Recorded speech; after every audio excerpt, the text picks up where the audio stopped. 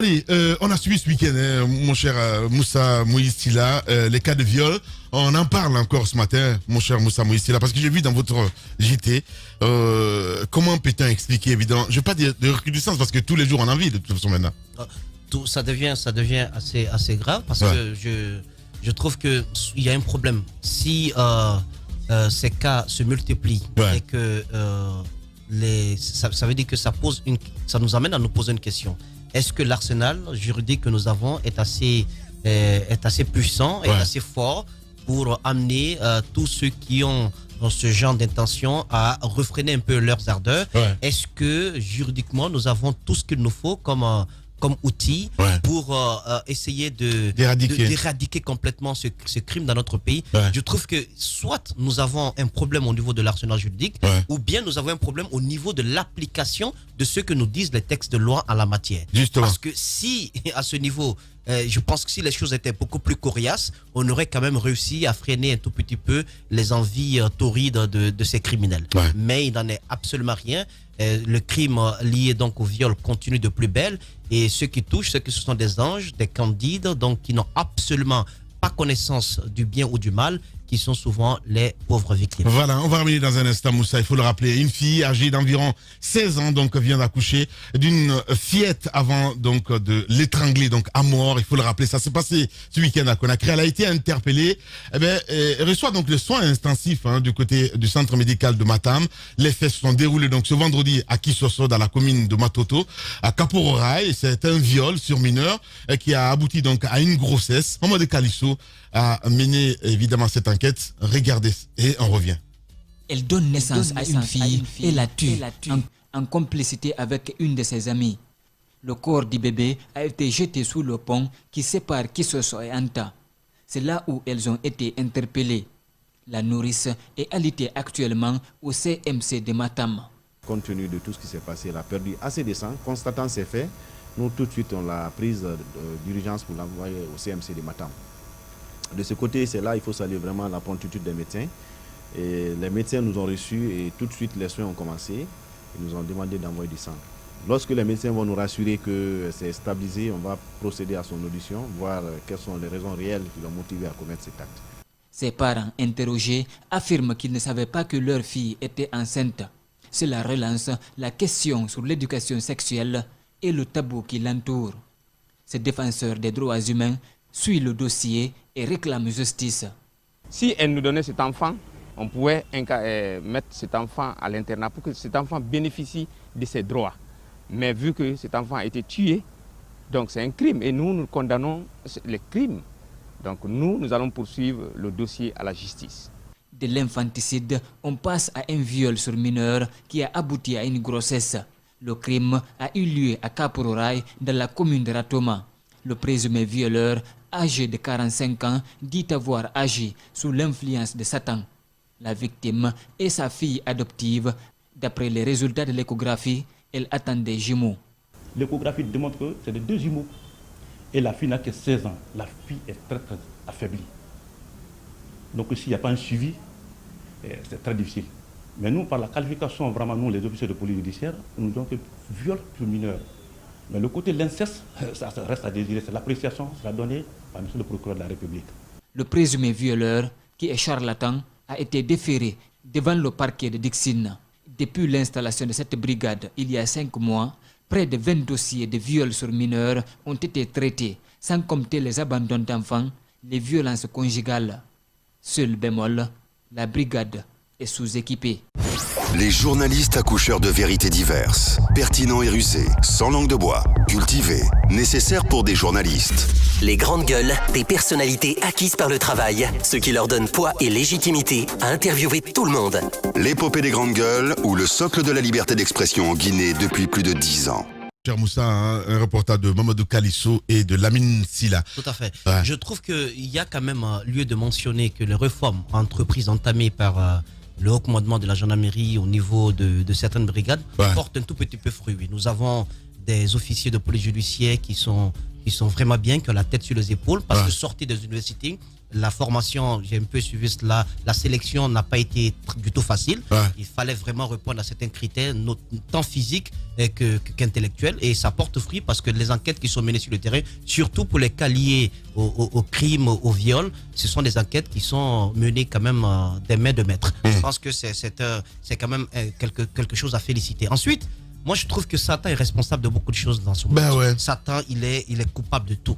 Il est coupable de tout, et Satan, c'est pourquoi tous les dimanches, d'ailleurs, Tamba et son église ne manquent pas de lui donner des coups de fouet sur les fesses. Et je trouve que c'est normal parce que Satan, il nous amène deux fois dans des situations assez compliquées. Regardez le cas de cette jeune fille.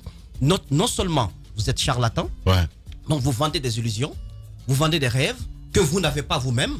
Des grandes gueules. Vous pensez disposer de certains miracles que vous ne pouvez pas appliquer sur votre propre vie. Parce que moi, c'est cela mon problème avec les charlatans et certains marabouts. Soit vous êtes capable de créer le bonheur et vous êtes vous-même l'expression du bonheur que vous tentez de me vendre, ou bien vous n'êtes absolument rien qu'un vendeur d'illusions. Je pense que ce monsieur, il mérite condamnation, il mérite la prison à perpétuité.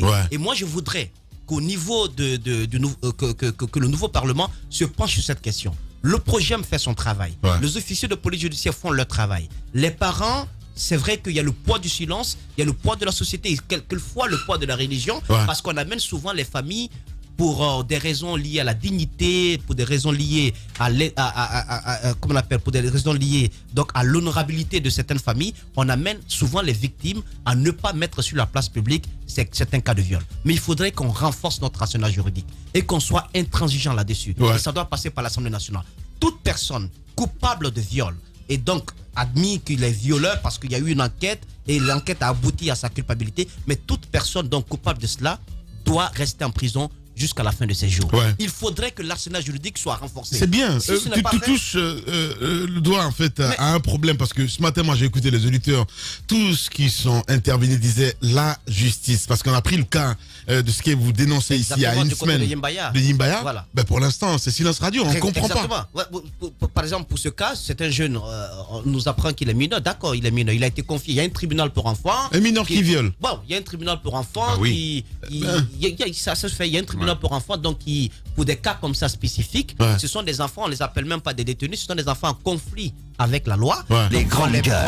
Et on les confie à un centre spécialisé, donc notamment le centre SOS qui est du côté de Sophonia, qui donc recueille ces enfants, qui les éduque, qui essaye de leur faire oublier un petit peu ce qui s'est passé, parce qu'il y a certains enfants qui sont victimes de sévices et tout cela, pour des cas de viol, donc ils purgent un tout petit peu leur peine là avant d'être remis dans la société. Pour les enfants, c'est un tout petit peu compliqué, les adolescents. Mais je vous dis, pour des personnes qui sont adultes, qui ont toute la faculté de leur mouvement, qui ont donc la faculté mentale en bonne place, qui s'adonnent à ces cas de viol, je pense que la société doit être intransigeante sur ces questions-là. Il faudrait que notre arsenal juridique soit revu et que ces personnes sachent que lorsqu'elles sont coupables de viol, elles finiront leur jour en prison. Si cela n'est pas fait, on ne pourra pas décourager ceux qui ont des envies de ce genre-là. Parce que faites un peu, allez à l'opposition, vous demandez les statistiques. Vous allez prendre votre tête. Parce que c'est quelque chose de négocié. Vous irez en prison pour 1 mois, 2 mois, 3 mois. Après, la famille, avec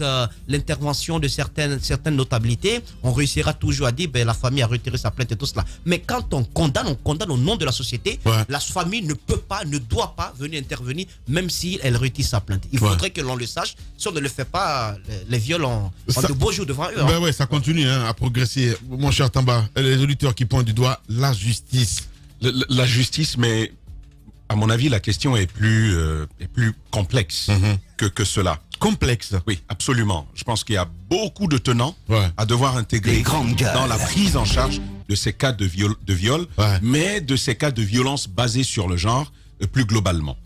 Alors, ce qui apparaît comme une aberration dans le propos du monsieur lorsqu'il dit que c'est Satan qui m'y a poussé, en fait, quand vous l'étudiez de plus près, vous vous rendez compte en fait que ça a tout son sens dans la société que nous avons aujourd'hui.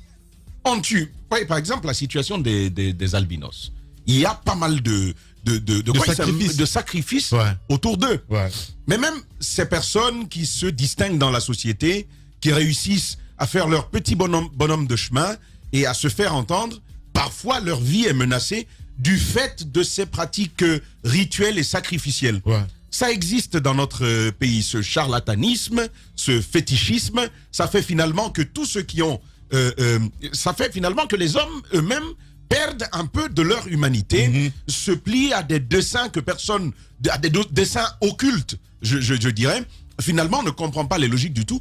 Sinon, moi, j'ai encore très jeune, je me rappelle de cette scène-là où on a trouvé une dame avec un fou, qui était en plein repos de guerrier. On dit, mais qu'est-ce qui s'est passé? On a même aidé la dame à se sortir de là. Qu'est-ce qui s'est passé? Repos de guerrier. Un repos de guerrier. Oui, j'ai bien Parce compris. que tout simplement, le marabout lui a dit, pour garder ton homme à la maison, il faut que tu partes avec un fou. Vous allez voir des folles qui sont enceintes. Qui les a touchées? Ce sont parfois des gens qui veulent gagner beaucoup d'argent. Et c'est la société. Notre société est faite finalement comme ça. Ce charlatan, peut-être qu'il peut invoquer Satan, ça devient l'excuse facile. Mais en réalité, il est bien possible que parfois, il soit sous l'emprise de tous ces pouvoirs que nous avons. Et Moussa Moïse parlait de vente d'illusions. Mais c'est cela, l'essence de leur travail. Ce sont de très bons psychologues qui savent quoi vendre et comment surtout le vendre. Ce n'est pas pour rien que la Bible parle de Satan comme le menteur et le manipulateur. C'est en raison surtout de cela. Ça, c'est un premier aspect à prendre en compte. Et ça peut être réglé effectivement lorsque la loi agit d'une manière rigoriste et qu'il n'y ait pas de compromis particulier. Justement, parce de la famille. Ce qui nous dit ce matin, Moussa, les statistiques du côté de le projet, mais tout ça, on se dit, ce n'est juste pas normal. La mine, c'est inquiétant. Mon cher ami. Bah oui. Lorsque vous parlez des violences basées sur le genre, vous voyez que la Guinée se figure en pole position aujourd'hui dans les classements africains et mondiaux. Et tout ceci, ce n'est qu'inquiétant. Je disais que la question de la prise en charge, elle est plus complexe qu'une simple mesure due à la loi. Je pense qu'il faut aller plus loin. Vous êtes dans une société où quand vous êtes violé, vous la femme, vous êtes mal vu. Vous êtes ostracisé. Vous devenez comme souillé. C'est aussi ça. Mais oui, on a vu cette dame du côté de Sigiri qui est passée dans notre émission ici. Parce que ce qu'on ne dit pas aussi, on parle souvent des enfants violés, des femmes et tout ça. Il y a des hommes violés aussi, les gars. Non, Lamine, on va en parler. Mais je vais terminer. Non, mais attendez, je sais de quoi je parle. Lamine. Comment ça? Non. Oui, tout ça, c'est bon. Mais ce qui est plus... Mais si tu savais, Moussa. Ce n'est qu'une exception. Je vais terminer. Il n'y a pas d'exception. Je veux terminer. Mais c'est la réalité. Les gens ont peur de s'exprimer dessus. Je veux terminer. Non. Je veux terminer. Violé par qui? Par des femmes. Non, si Lamine est si convaincu que ça, ben oui, je sais de quoi c'est qu'il a de bonnes raisons. Ben oui, j'ai des bonnes raisons. C'est que tu sais de quoi tu parles. Ben oui, je sais de quoi je parle. Absolument. Absolument rien. Que des sujets ramassés. Comment ça? Non. Comment ça, Moussa? Écoute, Lamine, je vais terminer. Mon Dieu. On est en Afrique. J'aimerais terminer. Je sais qu'on est en Afrique. Voilà. Donc, je sais pas maintiens qu'il y a des femmes du côté de Lambani qui ont créé un club. Mais si je te dis, tu vas prendre ta tête. Eh ben, voilà. Ben oui. Bon, je vais terminer en disant. Ben oui. Ça, c'est tes informations là. Sur la tête de mes enfants, c'est vrai. Ben voilà. Wow. Vas-y. Ok. Donc, je disais que il y a la loi, il y a l'application de la loi, mais il y a des mesures de prise en charge qu'il faut prendre en compte, des mesures d'accompagnement pour ces personnes qui sont victimes au plan psychologique, au plan matériel. Aujourd'hui, ça relance le débat du département de l'action sociale. C'est un département qui n'est pas suffisamment accompagné. Tout ce qui est réussi par ce département, il faut le dire, ça l'est en grande majorité grâce à l'accompagnement des institutions et des organisations que nous avons sur notre territoire. C'est grâce à l'animation de leurs actions qu'aujourd'hui, il y a des réponses qui sont, même le projet dont on est en train de parler, ôter la part des institutions internationales dans l'accompagnement budgétaire, vous allez comprendre finalement qu'il n'y a plus rien. Et donc, c'est important que la Guinée parvienne à une véritable politique de prise en charge et de gestion de ces violences basées sur le genre. Lorsqu'on a une telle documentation, il faudra aller justement à la mobilisation des ressources, à la fois humaines, mais aussi des ressources matérielles et financières qui permettront de trouver une solution holistique à ce problème qui perdure dans notre société. Allez-y, Jacques Lualino. Oui, je voudrais commencer par dire clairement qu'il faut que la justice fasse son travail parce qu'on se rend compte que ce soit du côté de l'OPROGEM qu'au niveau de la nouvelle brigade, il y a des efforts qui sont fournis, soit même si par le passé on continuait à dire bon, il y a des pesanteurs socio-culturels qui pèsent sur des familles et ce qui les empêche bien entendu de déclarer les cas de viol. Actuellement, il y a quand même certains qui prennent le courage, voire même les victimes prennent le courage de dénoncer, n'est-ce pas, leur bourreau. Et après, il y a des difficultés parce que la justice ne fait pas son travail au bout. Mais je veux dire aussi qu'il faut qu'on revoie le problème sous l'autre angle. C'est-à-dire que ce qui doit être fait pour éviter que ça puisse continuer. Il y a la sanction, d'accord. Ouais. Mais est-ce qu'on peut travailler de manière à ce qu'il y ait moins de viols? Parce que si je prends, parce que j'enlève les bébés, si je prends une fille de 16 ans, comme celle qui s'est fait enceinte à Kaporo. C'est à Kaporo. Oui. On a trouvé le corps du bébé du côté de... Non, je parle de Kisosso. Oui. Le viol, c'est à Kaporo. Oui, le viol, c'est à Kaporo. L'infanticide, c'est du côté de Kisosso. La violée, là aussi, s'est fait enceinte. D'après ce que j'ai écouté. Parce qu'on me dit qu'elle porte des jumeaux. Okay. Donc, je me pose bien la question parce que... Une grossesse, je crois, ça peut arriver au cours d'une seule fois, ça peut arriver aussi au cours de plusieurs fois. Ça veut dire qu'elle a entretenu des relations avec ce monsieur charlatan. Ouais. Il y a donc des problèmes à se poser sur l'éducation qu'on est en train de donner aujourd'hui au niveau des familles. Il y a pas longtemps, je crois, il y a 2 semaines de cela, on avait eu des images comme ça. Je m'étais posé énormément de questions. C'était venu aussi du côté de la police, où 2 jeunes filles, 2 sœurs, je veux dire, se sont retrouvées chez un homme, un Nigérian, et après, on nous apprend qu'ils se sont fait violer, qu'elles se sont fait violer, toutes les 2 sœurs qui se fassent violer par un seul homme. Les grandes gueules. La plus grande avait aussi 16 ans. Donc, quand on a très bien compris la chose, c'est que la grande entretenir des relations avec le monsieur et c'est elle qui a amené, n'est-ce pas, sa jeune sœur et puis il y a eu, n'est-ce pas, cette scène-là. Donc pour les jeunes filles de 16 ans, il faut énormément se poser les questions sur l'éducation qu'on est en train de leur donner au niveau des familles. Parce que un viol qui s'entretient, on cache, c'est pas la famille qui a caché, si je comprends bien. C'est la fille elle-même qui a caché jusqu'à ce qu'on se rende compte que finalement, elle porte la grossesse de celui qui ne l'aime pas en réalité, mais qui a entretenu ce type de relation, n'est-ce pas, avec elle. Je pense qu'il faut davantage équiper, bien sûr, l'OPROGEM, mais il faut que les mécanismes soient créés pour que l'éducation sexuelle, l'éducation au niveau des familles soit véritablement renforcée. On ne pourrait pas créer une école spéciale pour cela, mais il faut que chaque famille puisse, n'est-ce pas, prendre sur elle la responsabilité, n'est-ce pas, d'éduquer davantage, n'est-ce pas, ses enfants. Du côté, pour celle qui a jeté, n'est-ce pas, son bébé du côté de Kisosso, là également, il faut se poser énormément de questions. Parce que c'est elle qu'on a mis la main sur elle.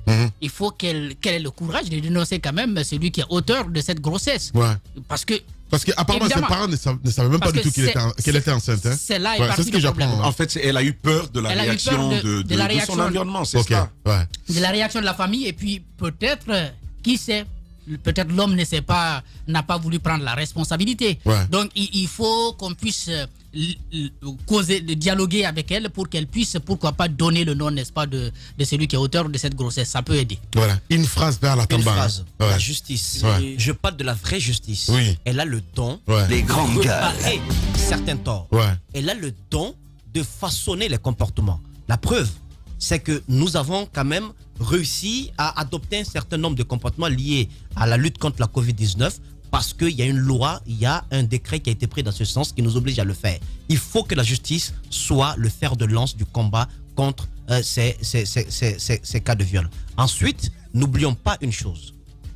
Si toute personne qui a en elle la sensation d'être un pervers narcissique, qui ne peut pas, qui a des envies, qui a des pulsions qu'elle n'arrive pas à maîtriser, si cette personne sait qu'au bout du fil, au bout du tunnel, elle finira en prison, elle va pourrir en prison, je pense qu'elle réfléchira 1000 fois avant d'agir.